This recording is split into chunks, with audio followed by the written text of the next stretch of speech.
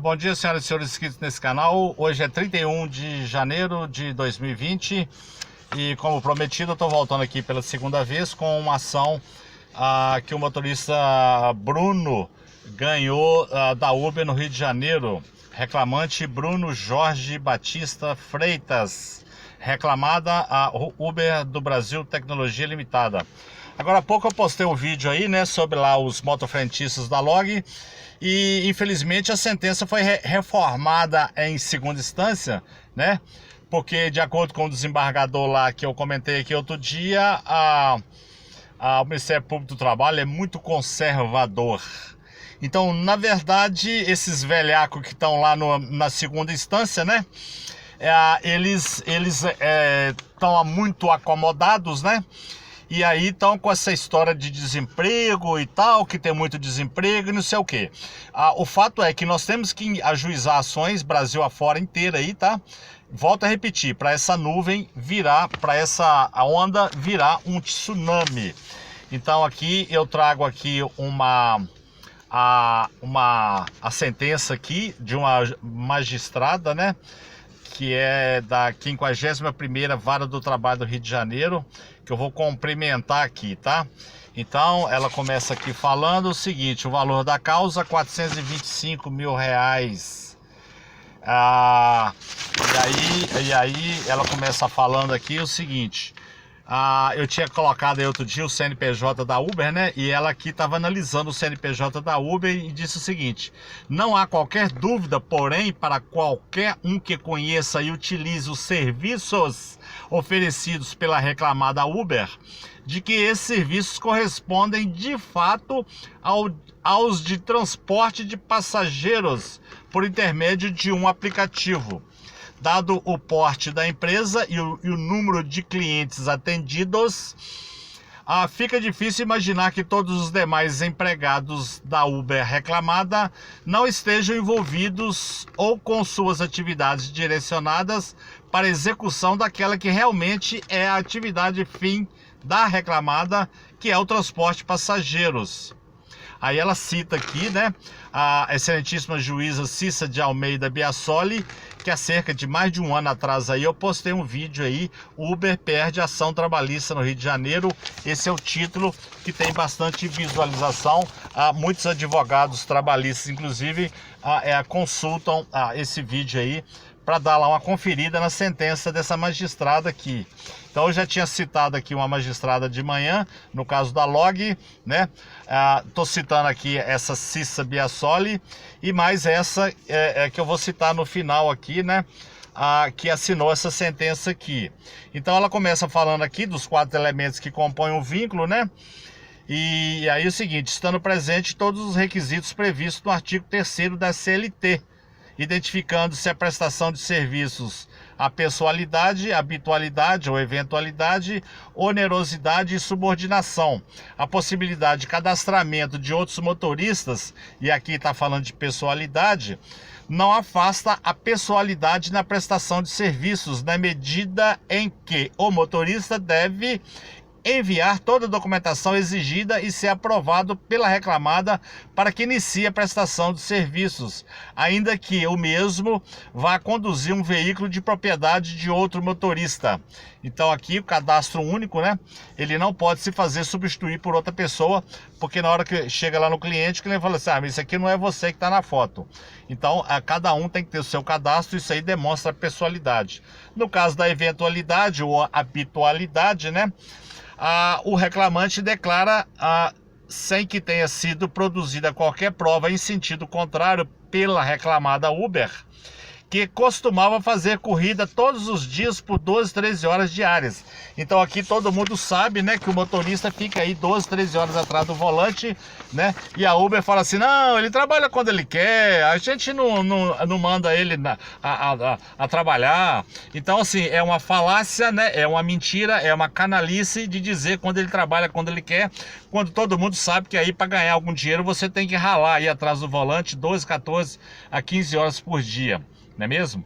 Com relação à subordinação, toda a atividade é regida e controlada pela reclamada, que estabelece as características essenciais da prestação de serviços. Exemplo disso é a declaração da preposta da reclamada, no sentido de que é o próprio aplicativo quem define o preço da corrida e que o motorista não pode receber pagamento sem cartão de crédito através da maquininha própria dele. Né? De modo que a Uber que recebe, né, e depois transfere na conta indicada pelo motorista os valores pagos pelos clientes no cartão de crédito dele. Né? O que deixa claro que inexiste autonomia do motorista na prestação de serviço, ou seja, quem controla tudo é a plataforma. Aqui cita como exemplo de subordinação, já falei isso aqui, a tarifa dinâmica, né? Quando mostra lá no mapa a tarifa dinâmica em diversas localidades, o que força o motorista a deslocar. Quando ele está deslocando, ele está atendendo a solicitação do empregador, né? Ele está subordinado a uma orientação que o empregador está dizendo para ele assim, olha, saia de onde você está e vá para outra área onde está tendo corrida dinâmica, que lá você vai ganhar mais dinheiro. Por fim, não há dúvidas de que a onerosidade também está presente. Aqui já passou para o quarto elemento, né? A questão da onerosidade, já que o motorista coloca a sua força de trabalho à disposição da reclamada, que não somente estipula o preço do serviço de transporte ofertado, inclusive com variações em razão do veículo utilizado e da modalidade de serviço prestado, mas também o valor a ser pago ao motorista, correspondente à efetiva remuneração. Deste modo, resta mais que evidenciada a presença dos requisitos para a configuração da relação de emprego. Nesse contexto, declara-se assim a inexistência, a existência, do vínculo de emprego entre as partes no período compreendido entre 20 de 8 de 2017 a 29 de 10 de 2018, na função de motorista, com remuneração média mensal estipulada aqui em R$ 2.841,64, condenando-se a ré a anotar o contrato de trabalho aqui reconhecido na carteira profissional do motorista. O princípio da continuidade das relações de emprego constitui-se em presunção favorável ao empregado, de modo que, existindo controvérsia acerca dos motivos e data da terminação do contrato de trabalho, é da ré, no caso a Uber, ou ônus de prová-los. No caso em que pese a reclamada, atribua ao autor a prática de conduta contrária às políticas da plataforma. Ela manda o motorista embora e fala que ele não seguiu, né, mau uso do aplicativo. A juíza aqui desmente essa declaração descarada da Uber, né? E diz o seguinte, que ela não produziu provas capazes de comprovar suas alegações. Ela faz alegações e não consegue provar. Destaque-se a propósito que, sendo a reclamada Uber a detentora da tecnologia, é de se presumir que teria condições mínimas de provar o mau uso do aplicativo pelo autor, como alega, porque ela está espionando o motorista, ligando o áudio, ligando o vídeo da câmera aí, né? Quando o motorista faz a corrida por fora, ela está vendo lá que ele está deslocando na casa do cliente, ela está espionando o motorista, né? E manda o motorista embora. Ele está fazendo corrida por fora, achando que é muito esperto, mas esses picaretas são muito mais bandidos do que se pensa. Então aí ela manda o motorista embora e não pode falar no processo que estava espionando o motorista, né? Porque aí ela está incorrendo em crime. Então aqui ela julgou procedente o aviso prévio, 13º salário, férias integrais, a indenização aqui, multa de 40% do FGTS, indenização substitutiva do seguro-desemprego, multa prevista no artigo 477, parágrafo 8º da CLT. Para finalizar aqui, reconhecido o vínculo de emprego, cabia ao empregador fazer a prova da jornada mediante controles de frequência que, contudo, não vieram aos autos. Assim, ausentes provas em sentido contrário, produzidas pela ré, admite-se a jornada descrita na peça de ingresso, razão pela qual procede o pedido de pagamento de hora extra. verificado o labor extraordinário noturno, né, adicional noturno, procede em consequência o pedido de pagamento adicional noturno para o labor a partir das 22 horas, observada a redução da hora noturna. Então deu aqui o adicional noturno também.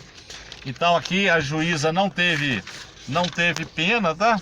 Ante o exposto, para finalizar aqui, rejeita-se preliminares processuais e julga-se procedente em parte declarar o vínculo de emprego entre o motorista e a Uber. Então aqui, olha, queria registrar aqui, agradecer e cumprimentar essa magistrada aqui, tá? Doutora Alessandra Japone Rocha Magalhães, juíza titular do trabalho, Rio de Janeiro, 29 de janeiro de 2020, super atual essa sentença aqui, né? Hoje é dia 31 e foi assinada aí essa semana ainda, dia 29. Meus parabéns a essa magistrada aqui, mais uma vez. Se você gostou dessa sentença, dos argumentos desse vídeo, por gentileza, deixe seu like e podendo também, inscreva nesse canal. Tenha um bom resto de sexta-feira. Muito obrigado.